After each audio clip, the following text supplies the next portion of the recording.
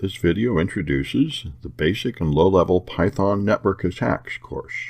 I'm Sam Bound. I have been teaching technology and security for 17 years here in San Francisco, and I've given talks and hands-on training at DEF CON, HOPE, B-Sides, and many other conferences and colleges. And you can see all my class materials on my website or contact me on Twitter. So here's what this course will cover.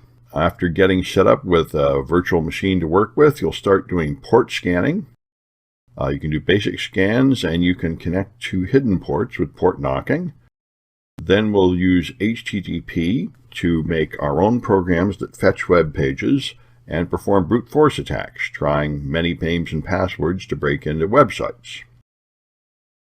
Then we'll go back down to TCP and UDP, the fundamental protocols for all networking, and you'll learn to control them with Scapy, so you can write your own low-level programs that fetch web pages and perform specialized network attacks like Firewalk, where you control the TTL to cause a packet to expire at a precise location relative to the target.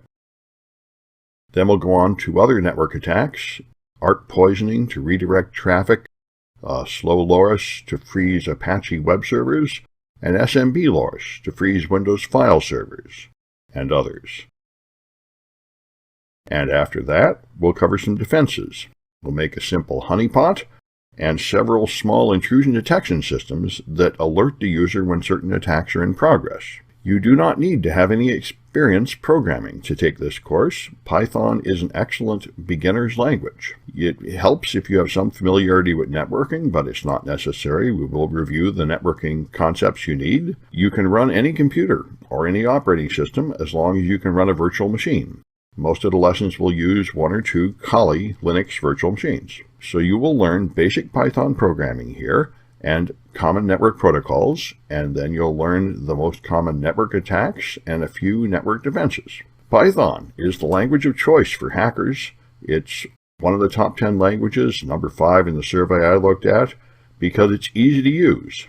It's very popular. This is because there is a large community of people contributing libraries to Python, and libraries like Scapy make it easy to do almost anything. In addition, Python is not a mere crutch. If you become an advanced user, it is an advanced object-oriented language with many features. You can make multi-threaded code. You can do lots of good things in Python.